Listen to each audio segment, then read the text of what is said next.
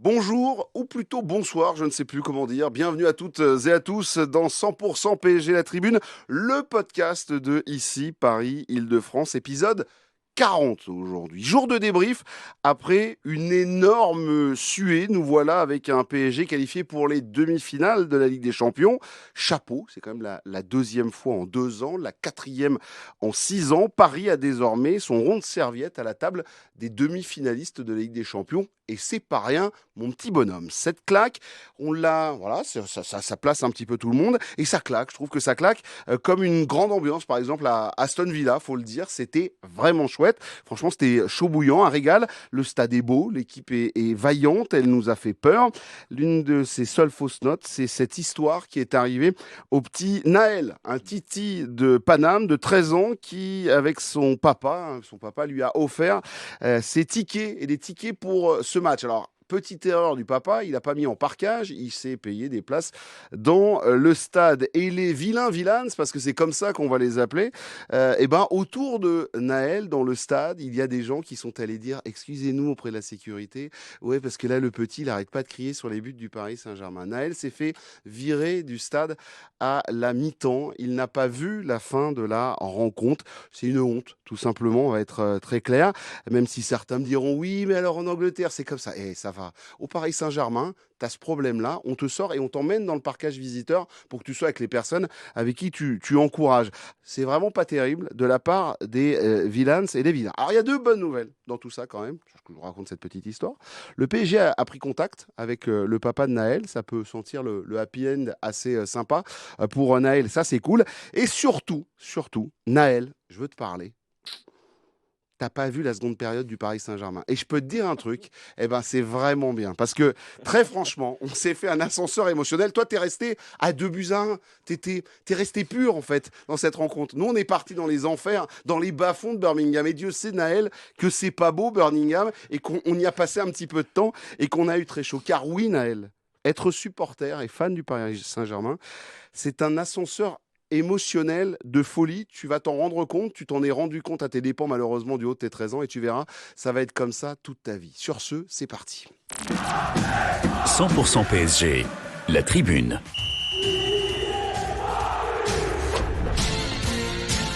Au sommaire de ce 100% PSG, la tribune, je souris parce qu'en fait on vient juste d'arriver, on est un peu dans le speed, le PSG qui joue à se faire peur et nous faire peur, on n'avait plus l'habitude et je peux vous dire qu'on s'en serait bien passé parce qu'on a eu très chaud. Défaite 3-2 face à Aston Villa, mais qualification quand même pour les demi-finales de la Ligue des Champions, pour un total sur le score de 5-4 finalement. On va bien évidemment dérouler le j'aime pas de cette qualif. On parlera du vrai homme du match. Non, c'était pas Ousmane Dembélé, je suis désolé mon petit Ous, mais le vrai homme du match, c'est le gardien Gigio Donnarumma et je ne sais pas si les batteurs vont me rejoindre, mais j'en appelle aux dirigeants.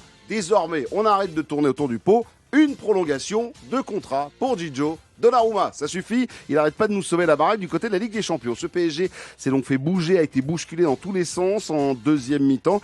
Est-ce vraiment une bonne leçon? Parce que tout le monde nous dit oui, c'est une bonne leçon pour le Paris Saint-Germain, mais est-ce que vraiment on va apprendre de cette leçon? Ça, on va se le demander aussi enfin. Est-ce que vous êtes plutôt Arsenal ou plutôt Real Madrid? On enregistre cette émission à 18h. On va vous faire un petit jeu. Vous allez voir, on va réussir à tomber sur nos pattes pour savoir si on préfère Arsenal et le Real Madrid. Donc si vous écoutez l'émission demain, vous aurez des avis des deux côtés, mais ce sera toujours bon à entendre. De cela et de plein d'autres choses, on en parle dans 100% PSG.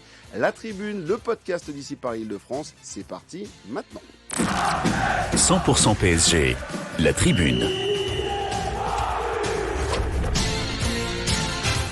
Ceux qui regardent la vidéo, j'ai ma petite écharpe. Je suis rentré avec ma petite écharpe tranquille d'Aston Villa, Paris Saint-Germain. Je pourrais dire que j'y étais le 15 avril 2025. Voilà, je voulais faire le malin. C'est juste dire comme ça. Qui compose l'équipe du jour? C'est la petite phrase habituelle. J'attaque avec celui qui était au match à Villa Park. Vous allez le retrouver demain et vendredi dans 100% PSG. Le billet à 8h40. Alex Aflalo, le double A, qui était hier donc en parquage à Villa Park. Salut mon Alex. Salut, alors moi par contre c'est à 18h que je passe à demain. 18h, oui, non, c'est le contraire, je sais plus où j'en suis. C'est Romain à 8h40 et toi demain à 18h. Mais je serai quand même là, j'ai voulu faire le petit malin aussi avec ma petite écharpe du match, parce que voilà, très bien, on n'a pas la même, on s'est pas fait arnaquer par le même vendeur. Bah non, voilà, on est des suppôts du capitalisme, 15 voilà, balles. on s'est fait 15 balles avoir quand même bêtement. l'histoire, Et voilà. franchement. Et par ailleurs, je tiens évidemment à m'excuser par avance à tous ceux qui vont regarder le podcast en vidéo et qui vont être outrés par ma casquette, mais là, capillairement, je ne suis pas présentable. D'accord, Voilà. bah oui, parce qu'il rentre tout juste de son déplacement. Voilà. Merci, mon bon Alex. Dans cette émission, il y a le double A, mais aussi le double D, agent bien plus rare, et qui nous fait le plaisir de revenir nous voir. Il vient voir ses vieux camarades de la tribune, ses camarades de jeu dans un James Bond. Il serait notre 07 à nous, très crédible, ce 007. Plutôt un agent russe même. Je te verrais plutôt là-dedans. Damien Doll est avec nous. Mon Damien, je suis heureux de te retrouver. Moi aussi, j'ai conservé ma dignité, donc je n'ai pas cette écharpe ridicule que vous avez achetée hier. Ça, tu n'avais pas manqué là-dessus. Voilà. Mais bon, bref. Damien Doll, journaliste à Libération, bienvenue cher ami, et grand amateur du Paris Saint-Germain, fan historique du PSG et qui connaît son Paris Saint-Germain sur le bout des doigts. Et hier soir, tu as revécu une belle histoire, ça rentre dans les petits cahiers du PSG. Enfin, vous avez entendu un troisième larron qui était en train de sourire, et c'est ce qu'il a fait lui aussi après la présentation du double-double. Plaisir de retrouver le J, je crois que c'est comme ça qu'on dit, hein. Oui, il y a le J. JB, c'est JB. C'est ça, Voilà. Effectivement. Jonathan Bensaloun est avec nous de Canal Supporter. Salut Jonathan. Salut à tous. Bienvenue. Merci. Soulagé. Oui, ça fait du bien. Ça fait du bien. Ouais. Je sais pas si ça fait du bien par où ça passe, mais on est passé, donc c'est bien.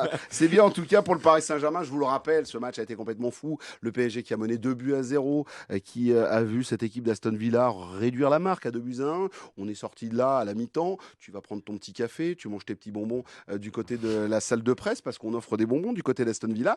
Et ensuite, derrière, accrochez vos ceintures. Et là, on est parti pour une descente de Grand 8. C'était un truc de barjo. Juste, très rapidement, petit tour de table. Par quelle émotion vous êtes passé? Toi en parkage, déjà, Alex.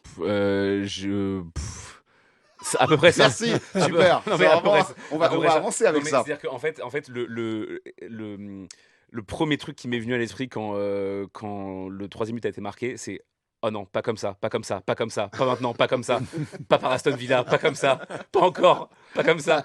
Et en fait, parce qu'on en reparle un petit peu, on en parle un petit peu avant l'émission, on en reparlera peut-être après, mais j'ai pas été non plus écrasé par l'inquiétude, parce que je me suis dit ce PSG a quand même beaucoup de maîtrise, beaucoup de force, etc. Mais c'est vrai que la perspective d'être encore une fois la risée de l'Europe, peut-être encore une fois avoir tous mes potes supporters de l'OM, bon j'en ai quelques-uns, pas beaucoup, quelques-uns. On a tous.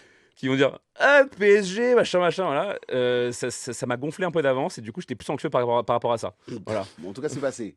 C'est passé. Damien, toi, cette descente en enfer pendant une demi-heure dans cette rencontre, voire pendant 3/4 d'heure dans cette seconde période. On en parlait juste avant. Moi, j'étais pas. C'est peut-être un peu bizarre de dire ça, mais j'étais pas si inquiet que ça. J'étais plus j'avais même le même sentiment que Dembélé. En fait, j'étais plus énervé, en fait, énervé de ce que je voyais, de failles en fait qu'on ne voyait plus forcément au Paris Saint-Germain, de perte de contrôle total pendant une période aussi longue. Mais j'étais pas, c'est bizarre. Mais vraiment, à la fin, quand j'ai terminé le match, je me suis dit, j'ai pas été inquiet, j'ai pas eu le stress qu'on a eu beaucoup trop de fois, on va dire, ces 10 ou 15 dernières années. Donc voilà. Et toi, Jonathan? Très stressé. Très stressé. Je vais pas faire la fine bouche. J'étais très stressé. Et surtout que d'habitude, je vois les matchs avec mon papa. Mais lui, quand ça devient trop tendu, il part. Ah ouais? Donc, c'est barré. D'habitude, c'est plutôt pour les 5-10 dernières minutes. Là, j'ai passé passé la dernière demi-heure seul. À 59e minute, il a fait bon. Moi, je prends mes clics et mes claques. Je coupe tout. Rendez-vous dans une demi-heure. Donc, j'ai vu seul, en train de souffrir devant ma télé. Voilà, c'était horrible. Si vous avez écouté et que vous écoutez cette émission sur YouTube, dites-nous comment vous avez vécu cette dernière demi-heure justement et expliquez-nous un petit peu en petits messages. Je suis partant et aussi vous pouvez nous le mettre sur les réseaux sociaux. Les amis, on attaque. Ça va être une émission resserrée. Je vous cache rien.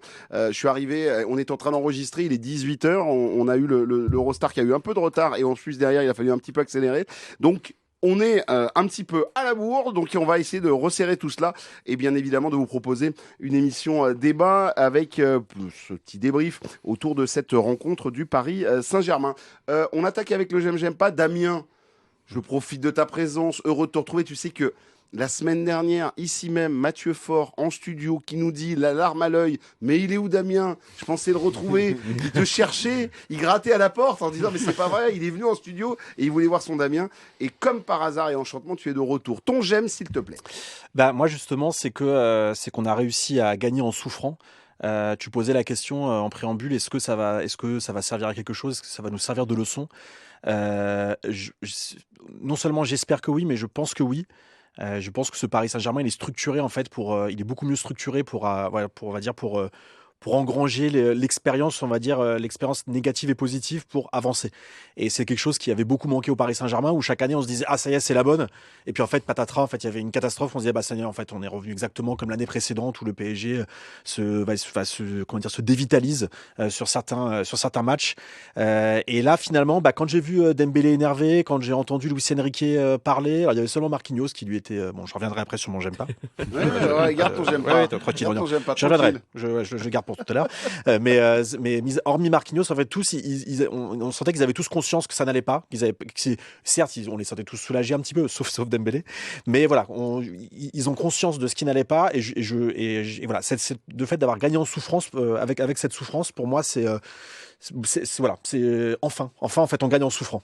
Justement, ouais, c'est parce qu'en fait, il y a plein de gens là, je les ai vus sur les réseaux. Oui, ils ont pas fait 2 grands matchs. Pardon, mais Barcelone s'est fait étendre hier par Dortmund 3-1. Le Real prend 3-0 face à Arsenal. Enfin voilà, le Bayern, voilà. Enfin, c'est ça aussi la Coupe d'Europe. Et surtout cette année, en fait, cette Coupe d'Europe, elle est super intéressante parce que justement, il y a pas une équipe qui se dégage de toutes. Et ça, c'est super intéressant. Ce qui est plutôt intéressant. Jonathan, les mines déconfites à la fin du match, est-ce que tu vois ça nous laisse peut-être présager d'un groupe qui va se parler, qui va se dire les choses et qui on va peut-être avancer. Ouais, c'est clair.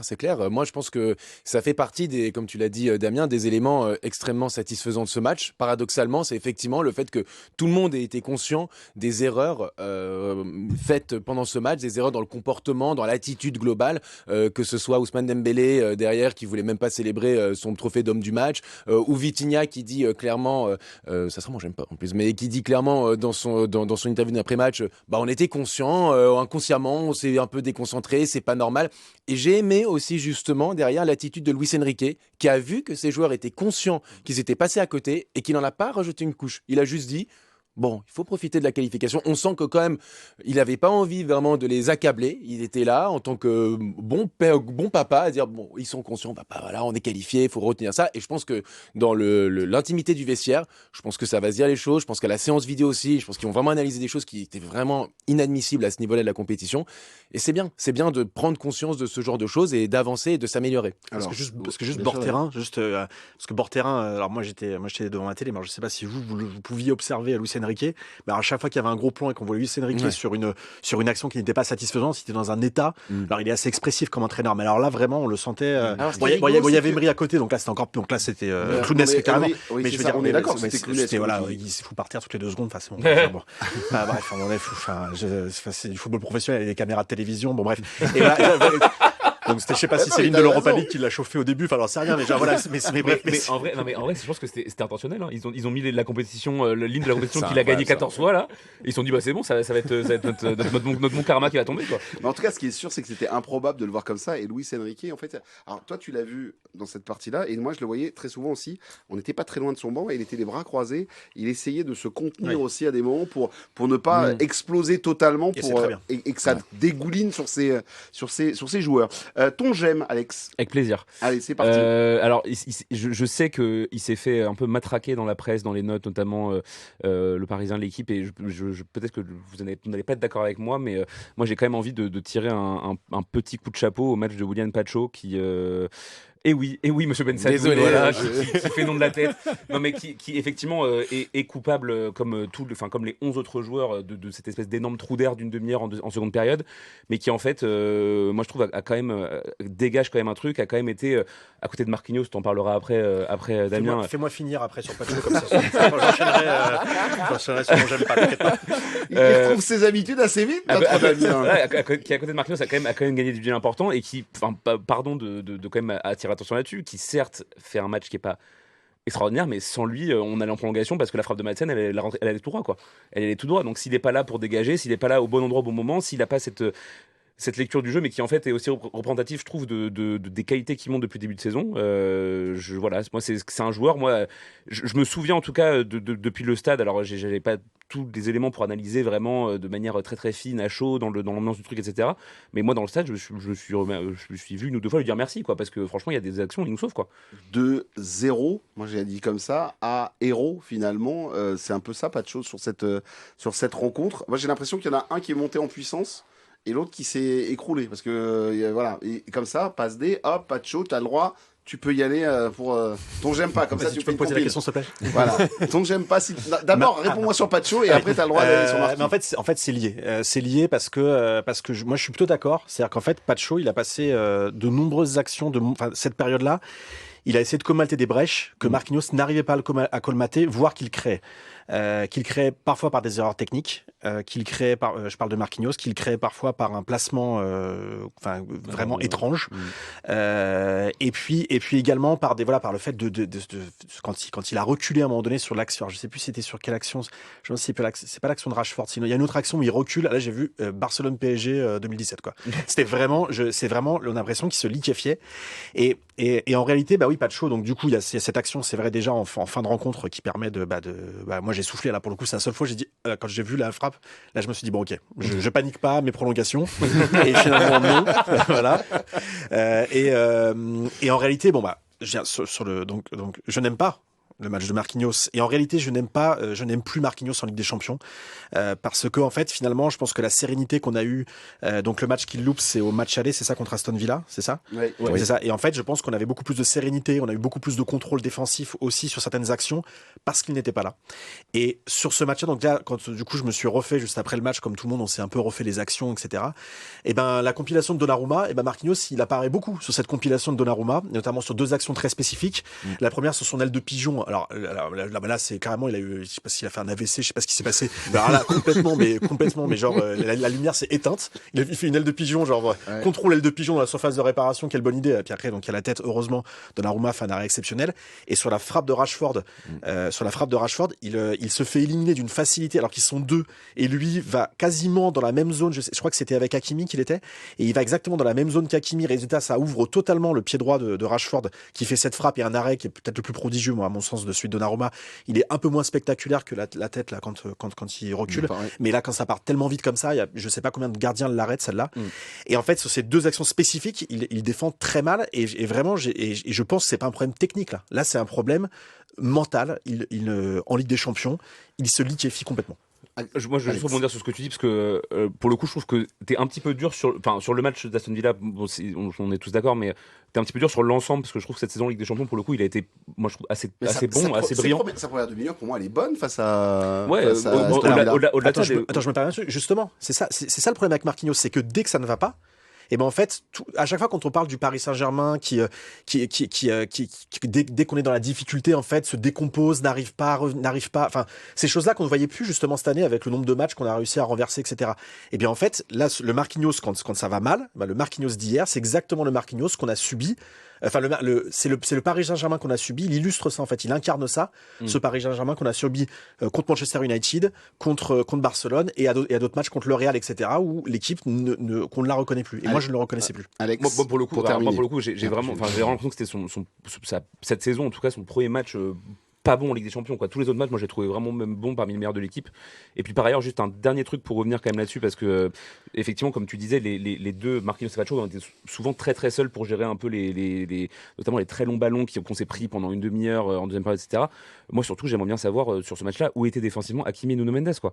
C'est-à-dire qu'en fait ils sont aussi responsables de la défaillance sur le premier but notamment Hakimi il regarde l'action à 5 mètres de Tielemans, il réagit pas quoi. Les erreurs de placement, les mecs qui sont trop haut, etc. Alors effectivement, ça leur demande beaucoup d'énergie sur leur rôle dans cette équipe-là. Mais je pense qu'une partie du match de Pacho et de Marquinhos est aussi expliquée par ça, tu vois. Mais juste, c'est aussi le rôle de Marquinhos en tant que capitaine, en tant que leader de la défense, parce que c'est pas Pacho leader de la défense, c'est Marquinhos de dire à ses latéraux, notamment au latéral qui est le plus proche de lui, où est-ce que tu es, à Vitinha, Joao Neves, etc. Je me retourne vers toi, Jonathan. Tu as entendu un j'aime pour Pacho et un j'aime pas pour Marquinhos. Où tu te situes là-dedans sur cette rencontre? J'ai pas aimé les deux.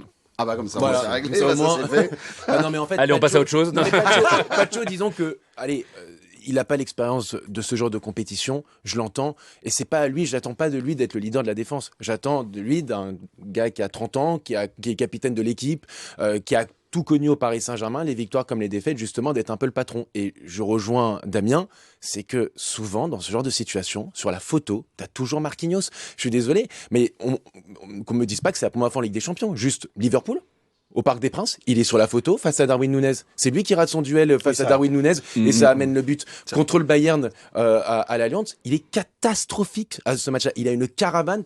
Harry Kane va plus vite que lui et Harry Kane qui a quelques années quand même. Donc, je suis désolé, honnêtement, je trouve que Marquinhos, oui, il est bon effectivement quand l'équipe va bien, mais je trouve qu'il n'y arrive pas dès qu'il y a il est fait face à de la difficulté. Il défend en arrière et ça n'amène pas, je trouve que ça n'amène pas cette sécurité dans cette équipe. Et je trouve que hier, encore une fois, tu parlais le placement de Marquinhos parfois.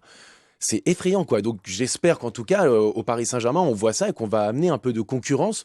En tout cas pour l'été prochain, parce que moi j'avoue que Marquinhos, j'adore, c'est un enfant du club. Personne ne va dire le contraire, c'est une légende du club. Mais on a tourné quelques pages ces dernières années. Il est peut-être temps de commencer à entamer une nouvelle ère post-Marquinhos. Moi, tu vois, Marquinhos, à un moment donné, je pense qu'il faudra peut-être réfléchir et revenir sur ce que nous avait dit tonton Tourelle. Tu le remontes un peu, parce qu'il a une qualité de passe, par contre, pour le coup, c'est lui qui, vraiment, quand il arrive à allonger, balancer des jolis ballons en profondeur. Jonathan, je me retourne vers toi, à nouveau, pour savoir ton j'aime, s'il te plaît. J'ai l'impression de faire à chaque fois le même j'aime quand je viens ici, mais décidément, c'est Fabien Ruiz, voilà. Je suis désolé, hein, hier c'est ton meilleur milieu de terrain. J'appelle Baptiste. Voilà. Baptiste Figueroa, C'est ton meilleur milieu de terrain. Je trouve que Fabien Ruiz, c'est ce que j'appellerais un simplificateur de jeu. C'est-à-dire que c'est un joueur, il est là, il se casse pas la tête, il va d'un ballon un peu moyen, il va te le rendre un peu plus propre, faire la bonne passe, faire les efforts, aller devant, en arrière, être toujours ce point d'appui, courir tout le temps. Alors effectivement, il est pas exemple de tout reproche sur je crois que c'est le 3e but où il se fait un peu dribbler facilement, mais je remets un peu plus sur Vitinha, ça sera mon j'aime pas, qui fait toujours la même erreur, mais je trouve que Fabien Ruiz, vraiment, d'un joueur qui était détesté par la majorité des supporters du PSG, aujourd'hui, ça en devient un indiscutable. Et même s'il faut se projeter à l'été prochain, honnêtement, trouver un joueur qui arrive à simplifier le jeu comme lui, à être aussi à l'aise dans le jeu proposé par Luis Enrique, il n'y en a pas beaucoup sur le marché. Honnêtement, ça va être compliqué d'aller déloger un mec comme Fabien Ruiz. Je le vois avec l'équipe d'Espagne ou avec le PSG. C'est un indiscutable, il n'y a rien à dire. Alors, au début, j'étais totalement d'accord avec toi, puis à la fin, bon, là, tu t'es un peu enflammé quand même. non. Trouve-moi un joueur qui a les qualités de Fabien Ruiz en meilleur. Honnêtement, il n'y en a pas tant que ça. Qui peut autant courir comme ça, être autant au service du collectif, il n'y en a pas tant que ça sur le marché. Alors moi, qui étais un détracteur absolu de Fabien Ruiz, parce que je regardais les matchs de football de Fabien Ruiz, et donc du coup, on était obligé de constater collectivement que ce joueur était catastrophique, qui ratait des fois des passes à 3 mètres, on se demandait comment il faisait, des fois il semblait paumé sur le terrain, etc. Là, c'est vrai que depuis quelques mois, 2025. Vraiment, depuis quelques mois, il y a même, c'est le match aller contre Aston Villa où il m'impressionne carrément, vraiment. Enfin, il y a vraiment des choses chez lui que justement tu parlais de lui en équipe d'Espagne. Ça a été l'inconnu absolu. C'est genre comment on voit Fabien Ruiz lors de la dernière grande compétition internationale où il rayonne et selon moi il pouvait même prendre le titre de joueur de la compétition devant Rodri. Et en fait on le retrouve on se disait il va revenir à Paris, génial, ça y est, on a retrouvé le Fabien Ruiz et puis rien du tout en fait, il redevient exactement le même. Là, il est devenu un joueur de football vraiment super intéressant. De là à dire qu'il est indiscutable et qu'il limite il n'y a pas de meilleur que lui au monde à son poste. Non, j'ai pas dit ça. J'ai dit sur le marché. Sur le marché. Est-ce qu'on peut trouver un joueur qui répond aux qualités que demande Je pense que c'est trouvable. Mais après discutons-en après avec une pinte après avec modération bien évidemment, une pinte sans alcool. Je connais des très bonnes bières sans alcool si vous voulez. Mais je doute quand même sur la fin de ça. Mais en tout cas, chapeau à Fabien Ruiz pour ces derniers mois. Grand économiste Damien Dole, qui connaît, qui travaille aussi sur plein de papiers autour du foot, des syndicats des transports et aussi sur la bière. C'est bien pour ça que tu en parles. La chronique bière de Libération. La chronique bière de Libération. C'est compliqué à tenir, je vous le cache pas. C'est Damien Dole qui l'a fait. Alex, avec toi, ton j'aime pas. Mais en plus, ça fait un peu le pont avec ton j'aime, parce que en fait, moi, j'ai l'impression que le joueur qui pourra remplacer Fabien Ruiz dans ce 11, on l'a, mais il a l'air d'être puni en ce moment. C'est Warren Zaïre-Emery quand même, qui est un garçon qui n'est pas dénué de talent, qui n'est pas dénué d'énergie, qui n'est pas dénué de QI football, et qui en fait étonnamment n'a pas vu la lumière du jour sur les 2 rencontres face à Aston Villa. Hier, il n'est pas rentré. Il est pas rentré. Pas plus que Ramos, pas plus que Hernandez, pas plus que d'autres. On est quand même. Enfin, c'est un j'aime pas. C'est quoi? C'est sur le coaching. C'est un j'aime pas un peu de principe, c'est-à-dire qu'en fait. je suis étonné, c'est j'aime pas d'étonnement, on va dire. Je suis étonné que Luis Enrique, avec l'effectif qu'il a, la profondeur et la qualité d'effectif qu'il a, sur 180 minutes de football face à Aston Villa, il a fait 2 changements. Et à chaque fois, c'était le même. Barcola pour Doué, Doué pour Barcola. Rideau. Warren Zaïre-Emery est rentré sur au match match aller. aller. En fin de Et match. Ramos pour Mais Ramos Ramos pour- Alors, pardon, ouais, j'ai la mémoire qui me dessert, mais alors voilà, donc avec m'écoutez pas. modération les enfants. Vous voyez M'écoutez parce que pas. ça peut faire des ravages de Non, l'alcool mais- en Angleterre. J'en ai Non, vu mais- Voilà, ça. regardez, on a un Pour exemple. ma défense, je me suis réveillé à 6h du matin ce matin pour intervenir à l'antenne d'ici par Île-de-France, voilà. Donc voilà, donc pour vous, voilà, donc je me suis levé tôt. Non mais il y a donc peu de changements. Hier, d'autant plus que le PSG est en grande difficulté sur la seconde période, que tu as des mecs comme Vitinha, comme Neves qui tirent la langue, mais enfin jusqu'au sol quoi, pendant une demi-heure, et qu'en fait t'as des garçons qui sur le banc qui auraient pu les soulager, qui auraient peut-être pu casser un peu le moment fort aussi d'Aston Villa en seconde période. Et je n'ai pas compris ce choix de coaching de Luis Enrique. Après voilà, c'est un j'aime pas, j'allais dire, on est qualifié, on s'en fout, Oui. donc voilà, mais j'ai pas compris quoi. Jonathan, justement. Attends, je revois le match aller par contre, parce que c'est vrai que j'avais pas vu les changements avec le Oui, match oui, aller. si, Oui, regarde le mais match c'est avant, sûr. tu- Ouais, je vais faire ça. Jonathan, quelqu'un a sur un ces lien changements Ouais. de Luis Enrique, enfin, ces non-changements, moi je les appelais de mes vœux à l'antenne. J'étais là, mais c'est pas possible. Tu les as compris, toi, de Oui. ne pas les faire? Oui, je pense, parce que je pense que Luis Enrique, il voulait en fait garder du contrôle. Il aurait pu effectivement aller chercher des joueurs plus intensifs comme Warren Zaïre-Emery justement, mais non, il est plutôt allé chercher des joueurs qui seront vraiment dans le contrôle. Et il y a Ambre qui... Il y a Ambre Godillon qui est en train de rentrer. Elle Voilà, arrive en train de- dansant, voilà. en dansant. Tout en discrétion. Ah, mais, d'accord. Le Ah, gars il veut nous montrer qu'il était là-bas. quoi. Bah, Voilà, comme lui, comme lui Ah, aussi, ok. comme moi. Voilà, on y était.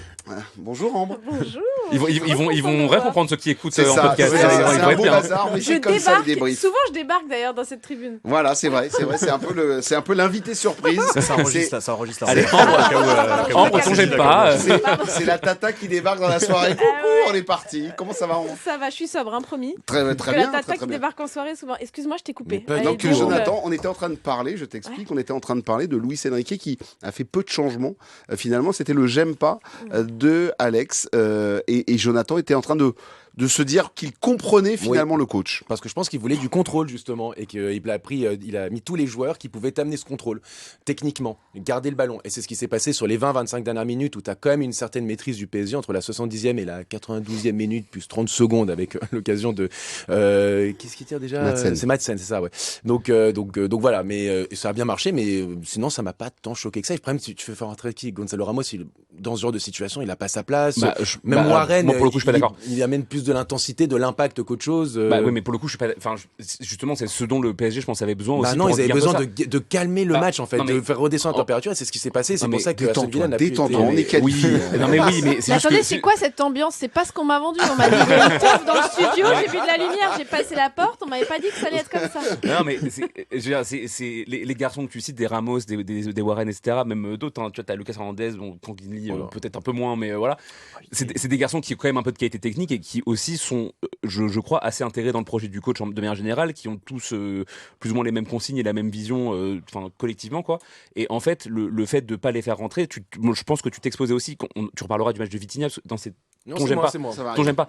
Le match de Vitinha, à un moment donné, Vitinha, je crois qu'il faut pas avoir peur aussi de le faire sortir quand il fait des matchs comme ça, et où justement tu peux ramener un garçon comme Warren, quand en face un mec comme McGinn qui a foutu des coups de cuisse à tout le monde pendant 90 minutes. Tu fais rentrer un mec qui a un peu d'impact, un Ramos aussi qui pareil va faire beaucoup de pressing, va être très Ouais, mais intense, t'avais pas machin. besoin de ça, honnêtement. Mais qui- T'avais besoin juste de faire calmer un peu, ou faire redescendre Mais tout ils ça, sont quoi, capables tu de vois. faire ça aussi, je pense, mais juste avec une Moins. énergie nouvelle. Quand tu vois Moins. l'entrée de Doué qui est si précieux, qui est si Et il te si garde le énergique, ballon etc. plus que Barcola. Oui. C'est pour ça que c'est Barcola qui sort et pas Kvara. Oui. Voilà, Ambre. j'explique. Hein. Ambre, par rapport à Luis Enrique, justement, t'as été surprise qu'il fasse aussi peu de changements. Moi, j'avais l'impression qu'il, dans sa tête, il disait si jamais on va à 4-2, j'aurais encore une ou deux cartes à abattre pour aller en prolongation. Moi, j'avais cette impression-là. Ouais, j'étais quand même étonnée. Alors moi, j'ai pas entendu tous vos débats Non, jusque-là, les gars. t'inquiète, Donc on a- je veux On pas a faire parlé de de la Marquinhos. redite. Alors, je t'explique. Non, On parce a... que pour Kvara, pour le coup, moi j'étais étonnée qu'il sorte pas. Bah, moi aussi. Au regard de sa Mm. performance sur le terrain, je me disais, on voyait qu'il était fantomatique même dans son placement. Mm. Il n'arrivait pas du tout à se situer. Souvent, il y avait personne dans l'axe. D'ailleurs, quand il y avait un contre, on voyait qu'il y avait des zones où il y a toujours une supériorité numérique d'Aston Villa, mais où tu te disais, il y avait un vrai déséquilibre. Et tu voyais que le déséquilibre était causé de Guevara. Donc moi, ça m'a perturbé parce qu'on sait quel fin tacticien est Luis Enrique et on sait qu'il voit tout de suite ce genre de déséquilibre tactique. Et on sait qu'Unai Emery, là, les a très vite pointés apparemment parce qu'ils ont réussi à l'esseler à chaque fois et ils naviguaient, ils ne savaient pas du tout où aller.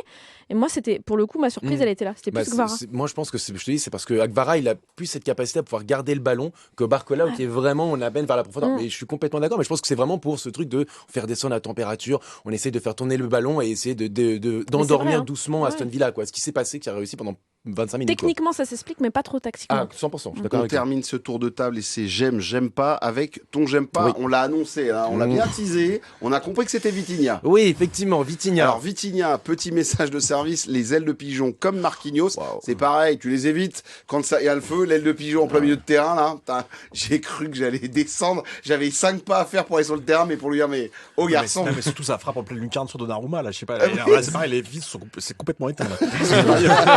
Je dis, mais qu'est-ce qui se passe? Tu sais, un mec qui se trompe de cache, je me suis dit tu sais, au pareil en collège, tu arrivant vois. ici, Tu sais, Qu'est-ce qui se passe ici? C'est le bordel. allez, non, attends. mais Vitinha, une fois n'est pas coutume, il est complètement passé à côté de sa rencontre. Alors, Pourquoi une est-ce fois que... n'est pas coutume, t'es dur? Bah, Là, justement. littéralement, pour le coup. Ah oui. Là, littéralement, une fois n'est pas coutume. Vraiment. Ah oui, voilà. C'est vraiment littéralement, Voilà. c'est-à-dire que ça ne lui arrive jamais d'être aussi fantomatique. Est-ce que c'est parce qu'il est jeune papa? C'est ce que je me suis dit. Peut-être qu'il n'était pas à 100%, je Alors, sais faut pas. que t'arrêtes avec le micro. Je suis parce que désolé, Félix je Sirène, sais, le à podcast, chaque fois- il va te... Je sais, je il touche va- trop. il va passer la porte, Je je le bouge sais. beaucoup trop. Tu ranges hein, tes je mains. sais. Tu ranges tes Voilà. mains immédiatement. Je voilà. mets vraiment derrière le Allez, dos. Kimpembe, les mains derrière le dos. Voilà, exactement. Oui, non, mais c'est ça, c'est que je trouve que malheureusement, il a été méconnaissable. Je l'ai vu parfois trop facile à tenter des gestes qui n'étaient pas nécessaires. Par exemple, même en première mi-temps, cette tête qui fait dans la surface de réparation en retrait qui amène la première action pour Aston Villa. Il a été méconnaissable hier. J'ai été extrêmement surpris par cette contre-performance où vraiment j'ai trouvé beaucoup trop facile techniquement, alors que justement c'est un joueur qui arrive à amener quand même du calme, qui arrive à jouer très simple. Et là, je sais pas pourquoi il s'est complexifié dans son jeu et c'est pas du tout passé. Damien Vitinha, pas très serein. Bah, moi qui était le détracteur officiel, quand même. Il y avait le fan club officiel de Verratti et l'anti-fan club officiel de Vitinha. Après, j'ai appris à me taire et à concéder ma défaite sur ce sujet-là. C'est vrai qu'il a fait. C'est vrai qu'en plus, ce qui est le plus surprenant, c'est qu'il sort quand même de mois assez exceptionnels, notamment dans le contrôle du jeu. On sent qu'il a acquis une maturité qui est assez remarquable. Et là, justement, cette maturité, on parlait. J'étais surtout en monologue sur Marquinhos, voilà, sur le match cataclysmique, à mon avis, qu'il a fait notamment dans son saut mental qu'il a eu pendant le match. Vitinha, j'ai eu l'impression, comme Marquinhos, en fait, que vraiment l'enjeu et la peur, en fait, les faisait complètement vraiment se liquéfier. C'était il y a eu des gestes. Il y a cette frappe en pleine lucarne, jolie en plus sur Donnarumma. L'aile de pigeon. C'est vrai que cette tête là, j'avais complètement zappé, mais la tête elle est lunaire. On sait même pas ce qu'il essaye de faire. Et c'est vrai que c'est un match qui est alors, je vais pas dire inquiétant, mais voilà, on va espérer qu'en fait c'est juste ça fera partie justement des choses à gommer pour la prochaine. Je me permets de rencontre. rajouter un dernier Jonathan. truc, c'est sa façon de défendre sur le troisième but. C'est la même chose que face à Liverpool au match aller, c'est-à-dire que une simple petite feinte, il se retourne et en fait le joueur peut passer facilement. Il avait fait ça sur le but de Harvey Elliott et là il l'a refait hier sur la feinte de Rashford, sur la passe en entrée pour Tielemans. Il faut pas qu'il tourne le dos quoi sur une feinte. Il faut qu'il reste vraiment sur ses appuis. Enfin, Oui, juste sur le troisième but, en revoyant le résumé du match tout à l'heure, il y a sur la passe de Rashford en retrait pour Konsa, devant Konsa, entre Konsa qui est au 6 mètres et le but, il y a 7 joueurs du PSG. Voilà. Donc effectivement, Vitinha n'est pas exempt de tout reproche, mais il y a quand même 7 joueurs du PSG entre le ballon et le but.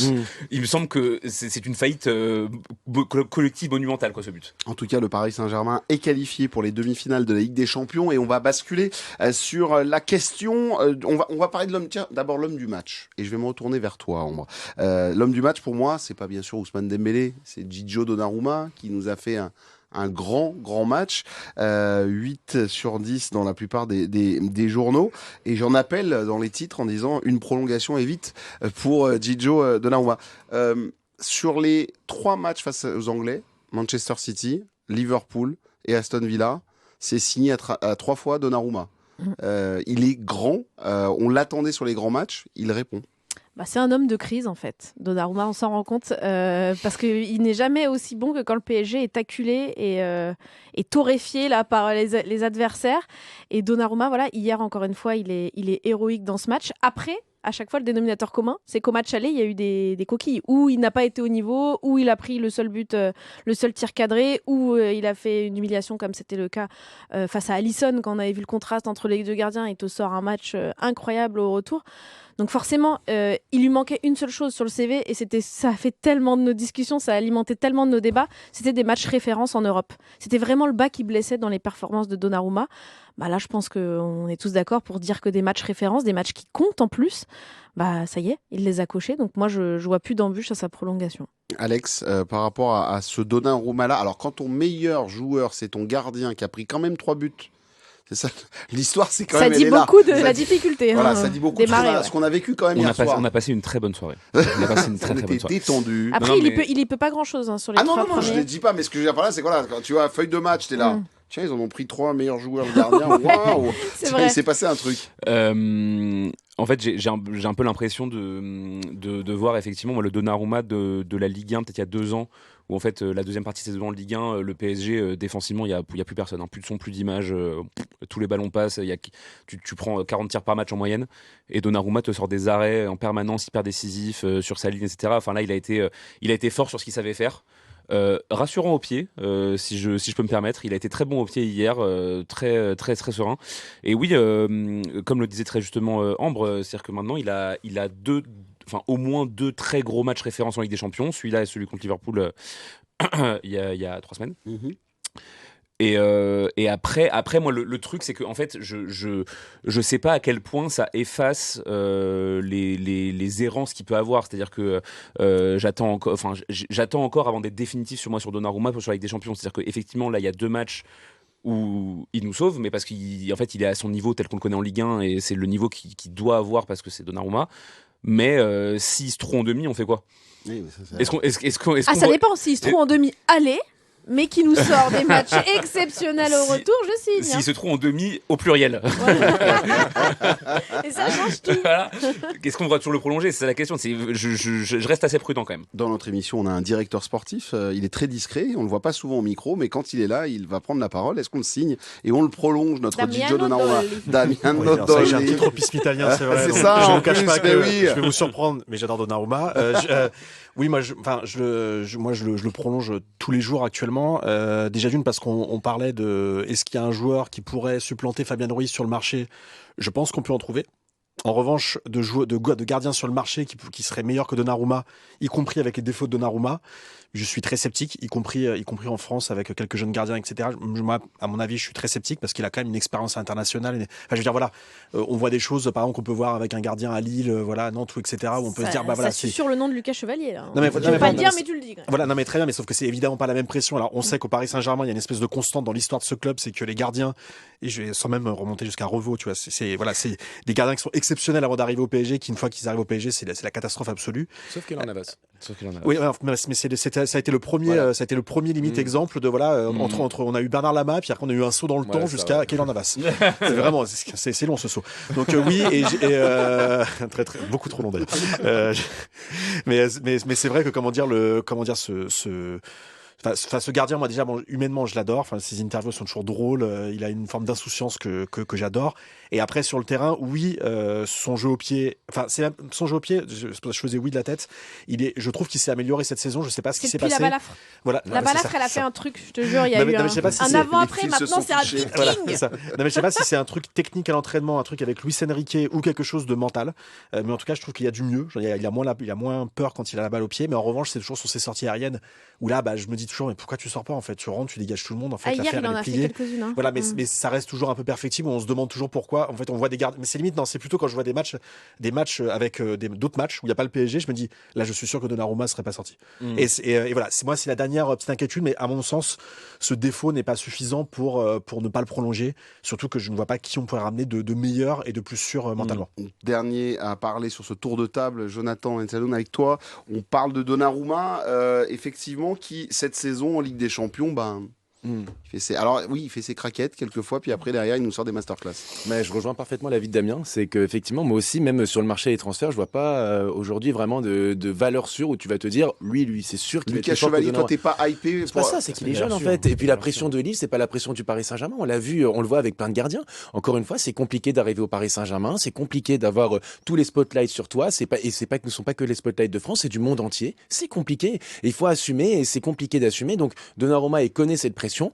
Ça fait 4 ans maintenant qu'il est au Paris Saint-Germain. Et là, effectivement, quand tu fais une photo de famille de la saison, Donnarumma, il est dans. Désolé, Bruno, c'est terrible. Je sais que ça Félix, Mais on te salue. qu'est-ce que désolé. t'as fait ce pauvre Il en Nico, peut plus. justement. pas. Il faut que je Félix, recule il prend peut-être. des coups de Je micro. suis désolé, non. c'est terrible. Vas-y. Mais voilà, c'est ça, c'est que je pense que sur la photo de famille de la saison, Donnarumma il est là à Liverpool, il est là contre Aston Villa et il est décisif. Et même, tu parlais des sorties, je trouve que même hier la sortie qu'il fait face à Asensio, peut-être qu'il l'aurait pas faite avant, tu vois. Et je trouve qu'il sort. Aérienne, pour le coup. Non, moi je parle vraiment des sorties aériennes parce Oui, que mais la même- et restauration c'était de c'est qu'on en a pas parlé, mais mais il c'était est même au extraordinaire sol, celui-là. tu vois. Il passe un peu, mais la restauration de en fait, il. Je sais pas si vous avez vu la photo aérienne de ce but, mais elle est improbable. De Tu ce- as de pas ce non-but. de ce De ce non-but. non-but, ouais. Tu vois, je vois même, S'il te plaît. tu vois Pacho qui est à 2 mètres derrière, tu vois Asensio avancé, tu vois. On l'a tous vu au Gigio. fond. Hein. Ah, ouais, mais moi aussi. Hein. Non, Au mais- micro, non, mais- j'ai dit bon bah voilà. Et je pense qu'on là, l'a c'est, tous mais hurlé, je Non, mais pense. c'est-à-dire que Asensio part devant Donnarumma, je me dis, C'est pas c'est possible. écrit. Oui. C'est écrit, c'est l'ADN. Le joueur un peu mid prêté par le PSG une demi-saison à Aston Villa qui est 9ème de première ligue, il va nous éliminer de la Ligue des Champions, c'est écrit. Voilà. Et bah non. Et non. Et voilà, Mais ça la- passe Gigio, pas. allez, prolongation, allez, prolongation. Mais l'arrêt est exceptionnel. L'arrêt, il est vraiment super. L'arrêt, Ouais, Comme quoi exceptionnel. tout est illisible cette saison, jusqu'à Gigio, jusqu'aux ex qui nous plantent C'est pas, vrai. jusque sur le fil on résiste. Franchement, c'est illisible. Exactement. Et petite photo de Donnarumma, ça faisait un peu clin d'œil, mais il s'est posté sur ses réseaux sociaux avec Vincenzo Raiola, voilà, qui a repris la main des affaires du tonton. Et c'est la photo qu'il a posée. C'est genre. C'est Warning, voilà, c'est warning. avec lui qu'il faut négocier. hein, Je suis au n'hésitez milieu de pas. l'autoroute, si vous voulez venir me chercher, je fais maintenant. C'est ça, Luis Campos, n'hésitez pas, il ressemble à ça, mon agent, vous pouvez y aller. Voilà, c'est la photo qui était postée. Les amis, on continue et on accélère. Effectivement, aujourd'hui, c'est une émission un peu plus rapide qu'à l'accoutumée. Alors, le PSG a été bousculé, bien évidemment, dans cette rencontre, on l'a bien senti. On est passé par toutes les émotions. Et tout le monde nous a dit, alors, bon, on s'est vu trop beau d'un côté, on s'est un peu pris pour des autres, etc., etc. Et tout le monde nous a dit, ça va nous faire une bonne leçon. C'est le grand truc, ça va nous faire une bonne leçon. Est-ce que ça va vraiment être une bonne leçon pour le Paris Saint-Germain? Je vais me retourner vers Damien. Est-ce que pour toi, c'est la leçon qu'il fallait à ce Paris Saint-Germain à l'instant T? Parce que c'est vrai que ça fait 4 mois qu'on a cette petite musique de Paris favori, Paris marche sur l'eau, Paris meilleure équipe d'Europe. Bon, la meilleure équipe d'Europe, hier, elle a pris une danse de 50 minutes minimum. C'est vrai que j'ai un peu anticipé tout à l'heure ce débat-là, mais je veux dire ce PSG cette année, enfin le Luis Enrique année 2. J'ai une confiance pas aveugle envers cette équipe, envers cet entraîneur et ce collectif, mais je pense qu'il y a beaucoup plus de certitude dans les têtes. Il y a déjà une certitude technique et tactique qui est absolument remarquable. Enfin, il y a vraiment des choses que moi je trouve vraiment extraordinaire depuis que je suis cette équipe, on va dire depuis l'RQSI, parce que là, on va dire, on rentre dans une dimension financière qui est totalement autre. Et en réalité, encore une fois, quand on entendait. Tu l'as bien dit, d'ailleurs, c'est vrai que Luis Enrique, il a fait quelques remarques sur le match, mais c'est vrai qu'il a essayé de décompresser. Je pense qu'il a vu exactement toutes les failles de ce qu'il y a eu, mais pas seulement technique ou tactique, mais également mentale.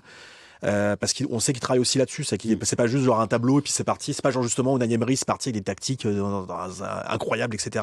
Il y a aussi une forte préparation mentale de faire, on parlait des remplacements, il fait très souvent ces 5 remplacements en fait, et là justement c'est assez rare en fait qu'il les fasse pas, et je pense que du coup il avait une raison dans sa tête, il estimait qu'il ne fallait pas les faire, pour des raisons, peut-être que Jonathan avait raison, peut-être que tu avais raison, qu'en fait il fallait qu'il les fasse, mais en tout cas il avait une raison, et je pense que lui, voilà, il va travailler là-dessus, enfin lui et son staff vont travailler là-dessus, et je sais pas s'il nous la fallait. Bon, il nous faut jamais un mauvais match parce que ou de se faire peur, c'est pas chouette déjà de se faire peur. T'es dans un état pas possible là, quand on vous a retrouvé en bas là, de la maison de la radio. Moi, je pense qu'on a besoin. Donc ah oui. Ouais. Moi, je pense qu'on avait vraiment besoin parce que là, ça fait peut-être 6 mois. Luis Enrique, tous les adversaires qu'il rencontre, les coachs sont là à dire on n'a jamais affronté un Paris Saint-Germain comme ça. Les adversaires, on n'a jamais été mis en difficulté comme ça. Même la presse, on en parle souvent, mais on n'a jamais connu ça. Tout le monde est dit Thierry. Hier, les joueurs d'Aston Villa sont sortis du J'ai match. vu. Ils ont tu vois, Ouais. pas dit on mérite, ils Mais t'as vu méritent pas, machin, Erling etc. Haaland qui a même fait un post ce PSG avec des cœurs. Non mais là on est dans une troisième dimension là. McGinn, là, Je comprends pas ce qui se passe. l'espèce de pilier de bar qui va finir avec mon poids Mais c'est pour ça. mais il a dit jamais de il a dit je ne veux pas rejouer ce genre de match toutes les semaines parce que c'est trop compliqué et derrière de dire mais par contre je veux rejouer ce genre d'équipe un Le maximum. problème des c'est trop éloges, bon. d'une pluie d'éloges comme ça, c'est que garder la tête froide, c'est très difficile. Et là, il reste potentiellement 3 matchs pour la gagner, cette Ligue des Champions. Là, tu rentres dans le dernier carré. Je pense que s'il y a un moment donné où il fallait te prendre un petit coup de bambou, qui en plus est indolore parce que t'es qualifié, je pense que c'était maintenant. Parce que là, on était sur une dynamique mais incroyable où tu sortais d'un match référence face à celle qui était décrite comme la meilleure équipe du monde, Liverpool, chez eux, dans l'un des stades les plus chauds. Donc là, t'étais porté, vraiment, t'avais des ailes. Vraiment, le maillot force, là, il te portait. Hein. Tu touchais plus terre. Je pense que c'était maintenant ou jamais. Moi, je pense que ça va faire beaucoup de bien. Alex. Bah, c'est exactement ce que je voulais dire. C'est en fait, c'est le meilleur moment pour moi pour qu'il y ait cette défaite et cette piqûre de rappel. Et en fait, ce que je trouve rassurant finalement, c'est que les joueurs du PSG à la fin du match, ils n'ont pas cherché à enjoliver la réalité. C'est-à-dire que Dembélé, tout de suite, on s'est vu trop beau. On s'est vu trop beau. Son discours était bien. Hein. Et en fait, je crois que le truc le plus sain et les plus efficaces pour réussir à corriger des erreurs, c'est de les admettre en l'occurrence publiquement, parce qu'on a tous deux yeux qui marchent et on a tous vu le match. Moi, perso, c'est les pieds, mais toi, c'est comme tu veux. Alors, c'est marrant. Tu m'expliques comment ça fonctionne, du coup, pour regarder les matchs. Mais donc, ouais, et donc il y a ça. Il y a d'un côté le fait qu'effectivement, c'est le meilleur moment pour que ça arrive, et de l'autre côté, le fait que le discours est le bon, et par ailleurs, on en parlait aussi un petit peu en début d'émission, il y en a un qui laissera absolument pas ça passer, c'est Luis Enrique. Mais je pense que moi, franchement, je n'aimerais pas être dans la salle de débrief vidéo. Je sais pas quand ils ont fait leur débrief vidéo, je pense aujourd'hui ou demain, mais je pense que les murs vont trembler. Mais j'ai peur pour les joueurs là, vraiment, parce que lui, je pense que ça a dû le foutre, mais dans un état. J'ai très peur pour eux. Voilà. Jonathan, cette petite musique qui nous revient là sur le côté, ouais, il nous fallait une leçon, etc. Moi, j'ai un peu de mal à me dire que j'ai un peu de mal je sais pas pour toi mais c'est quand même c'est particulier de se dire bah ouais, c'est tant mieux, il fallait qu'on se fasse peur. Franchement, si on avait pu s'en passer, moi je m'en serais vraiment passé, hein. C'est une équipe jeune, faut pas oublier que cette équipe est jeune, quoi. C'est l'équipe c'est la plus jeune ouais. de la Ligue des Champions, et effectivement bah elle a les défauts de ses qualités, c'est-à-dire que c'est une équipe qui est jeune, qui est insouciante, mais qui aussi parfois par son inexpérience pense qu'elle peut prendre un match de haut contre Aston Villa parce que tu as 4 buts d'avance, et c'est humain. Et puis derrière, tu as la réalité de la Ligue des Champions. Bah ouais, mais c'est la compétition la plus difficile au monde, quoi. Enfin, on voit hier le Barça qui est en difficulté contre le Borussia Dortmund. Là, j'ai sous les yeux, par exemple, le parcours l'année dernière du Real Madrid qui va au bout. Ils font match nul contre Leipzig. Ils n'arrivent pas à battre Manchester City. Ils s'arrachent à la dernière seconde contre le Bayern dans un scénario un peu dingue. Et même en finale contre Dortmund, c'est compliqué. Bah, c'est la Ligue des Champions, c'est comme ça. Et t'apprends, et tu vois que c'est dur. Et j'ai envie de dire que pour une fois, quand le Paris Saint-Germain ne fait pas une masterclass dans un match ou dans un match retour, ou peut même passer un petit peu à côté de son match, et pour une fois, t'es pas éliminé. D'habitude, à chaque fois, je sais pas pourquoi, la Ligue des Champions avec le PSG, c'est toujours intraitable. C'est-à-dire que tu n'as pas le droit de passer un petit peu à côté de ton match. Sinon, tu te fais humilier par United, tu te fais humilier par le Real, tu te fais humilier par le Barça, tu te fais humilier par Chelsea d'Mbaba. Là, ou le Bayern encore récemment. Là, pour une fois, tu te dis, ok, t'es passé à côté de ton match, mais ça arrive à tous les grands clubs, c'est pas grave, mais tu peux passer un tour, mais tant que t'es conscient des erreurs que t'as pu faire. Et là, pour une fois, ça arrive au Paris Saint-Germain, c'est bien, c'est une petite tape derrière la tête pour te rappeler la réalité vraiment de la Ligue des Champions et l'exigence où il faut être à 300% sur chacun des matchs pour derrière rebondir et bien aborder la demi-finale ou la finale, où de toute façon, tu joues Arsenal ou le Real, et en finale, peut-être le Barça, l'Inter ou le Bayern, mais le Graal. Tu peux pas être déconcentré une demi-seconde dans ces matchs-là. Et donc, je pense qu'ils sont tous conscients de ça. Ouais, j'ai l'impression que pour la première fois, on est à l'image de notre devise. Fluctuate, nec mergitur. Pour une fois, on ne sombre pas. Exactement. Alors que on est abattu par les flots. Je te vois sourire, t'es ému. Oui. Là. Alors on dit fluctuate, ça y est, il y a le qui pétille. Il y a le palpitant qui s'agite. Non, mais j'ai l'impression que pour une fois, en effet, on a beaucoup de vent contraire, et pour une fois, on ne courbe pas les chines devant. C'est sympa. Il y en a un autre, ça lui fait plaisir aussi quand on parle de ça, c'est Damien Doll.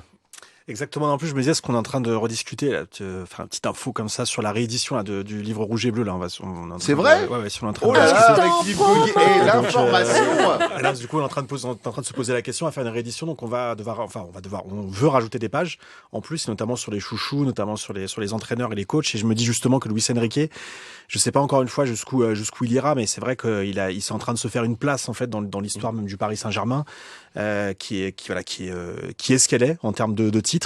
Et évidemment, là, en fait, deux demi-finales de Ligue des Champions pour ces 2 saisons. Enfin, je veux dire, voilà, autant dire que statistiquement, aucun autre coach n'a fait ça. Et voilà, et dans tout ce que vous dites, en fait, justement là-dessus, sur le fait qu'il va parler, le fait qu'il a réussi à se contenir après le match, etc. Je trouve que vraiment, c'est le premier coach, même parmi, y compris avec Carlo Ancelotti, bon, c'était un peu différent, c'était le début du truc, mais j'ai l'impression que c'est le coach qui a le plus, on va dire, habité la fonction de ce Paris Saint-Germain version QSI, c'est-à-dire avec les problèmes d'ego de tous les joueurs, la gestion des stars, les problèmes tactiques, tout le monde qui a le PSG focus. Après, il a construit l'effectif pour, hein, parce que par exemple Thomas Tuchel, il avait peut-être le costume, mais t'as vu le vestiaire qui se mangeait. Bien sûr. C'est pour ça. Bien sûr, mais en tout cas, voilà, en vous écoutant, en fait, c'est vrai que je me dis que ce Luis Enrique, en fait, il est en train de se tirer une place dans le. Donc la deadline, la réédition, c'est quand là? Parce qu'en fait, c'est ça l'information de la soirée, c'est pas de savoir le. Oui, bien sûr, c'est pas du tout. On est en train de sûrement pour la fin d'année. Pour la fin d'année. Pour la fin de cette année. C'est pour ça que si le PSG gagne Ligue des Champions. Ouais, ça arrive. Là, Ça ça sous le sapin. En fait, c'est pour ça qu'il nous fait l'honneur de sa présence. C'est ça, c'est génial. Non, mais le gars, c'est Sting. Il monte sa tronche. Non, mais là, ce qui se passe, c'est que je vais me tirer, je vais me pas attendre la fin du truc. En fait, je vais le dire au début, du coup, je sais plus pourquoi j'étais là. Non, pas du tout. Mon Damien, qui est avec nous et on est heureux de le retrouver. C'est pas Damiano? Damien, c'est vrai, c'est notre directeur général. Voilà, donc je parlais pas de mon bouquin, en fait. C'est une info que je donne en exclu. Oui, c'est ça. Non, mais il en profite. Il y a Jonathan qui est là, qui va pouvoir le dire aussi sur Canal sur Terre. On rappelle que c'est c'est ton camarade et notre camarade Philippe Goguet. Exactement. Voilà. Et on est en train de justement discuter lui et moi, juste avant d'enregistrer cette émission. Eh bien, si vous voulez tout savoir, ce qui n'intéresse absolument personne. On ne veut pas savoir. Ça n'intéresse absolument personne. Mais Philippe Goguet de Culture PSG, que je salue. Bah oui, on le salue tous. On le salue tous, c'est un copain. Les amis, on va terminer cette émission avec cette petite. Franchement, j'ai acheté une écharpe. Elle est déjà en train de perdre ses franges là. Attends, 15 balles, là. mais attends, c'est pas l'écharpe du gardien d'Aston Villa, ça Non, se décompose cette histoire là, non? Ah oui, ça il s'est bien décomposé. C'est pas Martinez ça? Martinez, franchement, on a. Ça, il était un peu moins prétentieux. Quel plaisir. Quel bonheur. Oh, on peut le dire ça. Vraiment les gros plans façon Steve Mandanda là. Remettez-les en boîte au petit-déj tous les matins. Buvons ses larmes avec les miel pop. Bien sûr. Et pour l'instant, je vais vous faire un exercice. On va se dire, vous êtes en train d'écouter le podcast, en train de te dire, mais quel bordel ce podcast, il se sépare dans tous les sens, c'est le bazar. Mais on va réviser, les amis, et on va se dire, tiens, il est 23h, Arsenal est qualifié. Est-ce que c'est un bon tirage pour le Paris Saint-Germain? Et ne vous inquiétez pas, je vous ferai la même chose. Genre, je sais pas si vous aimez ce film, moi je l'adore, c'est Un jour sans fin. Tiens, à Madrid, il est 23h. Non, mais par contre, c'est pas le podcast sans fin parce qu'on a des familles, nous. Non, regarde, c'est le podcast de la marmotte. Voilà. Félix, qui réalise ce podcast, à 7 minutes, dans 7 minutes, il coupe tout. C'est-à-dire, c'est réglé, il coupe tout. Parce qu'après, il faut qu'il mette en ligne, etc. Donc là, on accélère. Tiens, il est 23h, Arsenal est qualifié. Est-ce que c'est une bonne nouvelle pour le Paris Saint-Germain? Alex Aflalo, est-ce que c'est ton tirage? Est-ce que c'est ce que tu voulais? Alors, est-ce que c'est ce que je veux? Oui. Parce que, très rapidement, pour que le football soit un sport magnifique, il faut que le Paris Saint-Germain gagne la Ligue des Champions cette année. Il faut que Ousmane Dembélé soit Ballon d'Or. Et ensuite, l'année prochaine, il faut que le Paris Saint-Germain rencontre le Real Madrid. Mais pas avant. Donc effectivement, il faut que le Paris Saint-Germain rencontre Arsenal en demi-finale cette saison. Au-delà de ça, il n'y a pas de bon tirage, il n'y a pas de bonne nouvelle. Moi, Arsenal, c'est un club que j'adore à titre personnel parce on a tous une histoire un peu personnelle, je pense, en tant que Français avec Arsenal. En tout cas, les garçons comme moi, on est dans les années 90. Mais oui, ça sera une super affiche, mais il faudra être à 2000%, c'est une demi-finale, quoi. Voilà, c'est tout. Arsenal, Jonathan? De toute façon, ça sera. Alors, je te dirais, oui, je veux Arsenal parce que non, je ne veux pas le Real Madrid. Voilà. Les 3 semaines autour de Mbappé et tout qu'on va se filer, surtout pas. Vraiment, je veux Arsenal. Je veux qu'on parle que de football. Donc Arsenal tous les jours. Et en plus de ça, à la méritocratie, voilà, je pense qu'effectivement Arsenal, vu ce qu'ils ont montré depuis le début de la saison et là au match aller contre le Real Madrid, ça serait mérité qu'ils se qualifient et qu'ils jouent contre le PSG. Et surtout, le Real ne mérite pas de se qualifier en demi-finale. Et surtout, Gigi Donnarumma éclate toutes les équipes anglaises au match retour. C'est vrai. C'est vrai. Et on est dans la superstition, on y va. En plus, on reçoit au match retour. Ça, c'est la bonne nouvelle, effectivement. Pia. Non, mais pourquoi pas, José? Non. Ambre, excuse-moi. C'est parce que, bref, je pensais à un autre truc sur Pierre. Oui, vas-y, rame. Ça sera coupé, Non, ça sera pas coupé, laisse tomber. Félix ne coupera pas ce moment de gênance.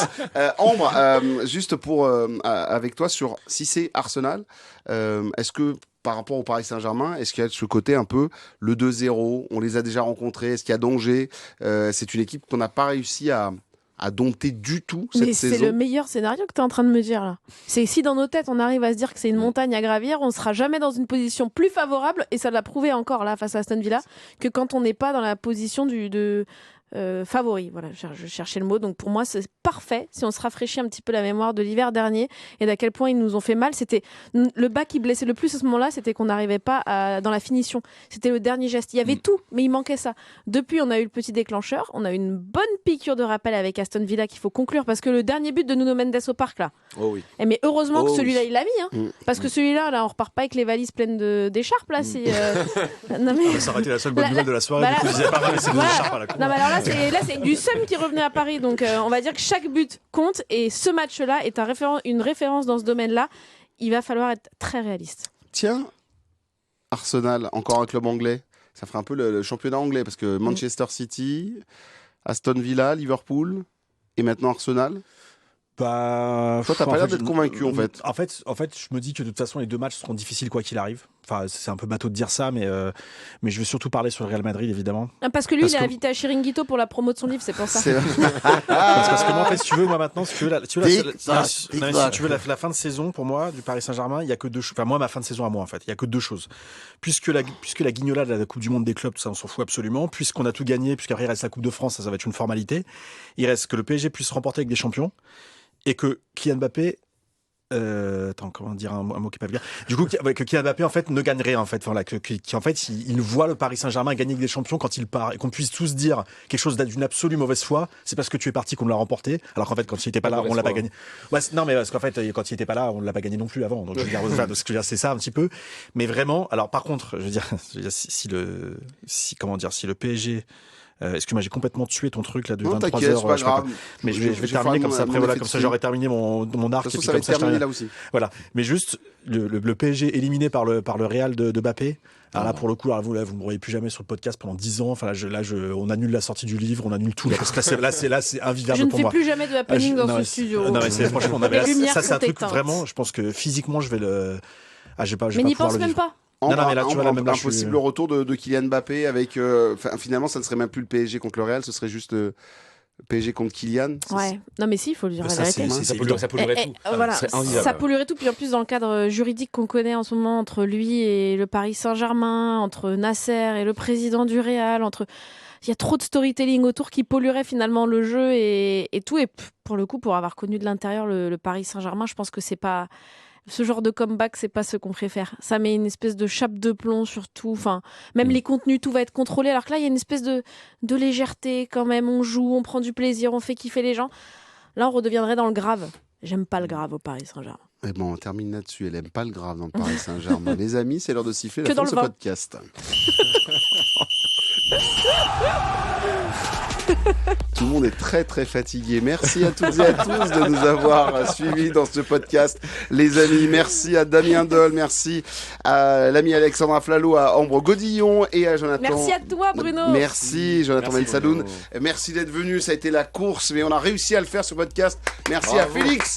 Voilà, qui a pris patience et en nous attendant pour cette émission. Je vous rappelle, n'hésitez pas, les petits likes, les étoiles sur les réseaux. Et nous, on se retrouve bien évidemment.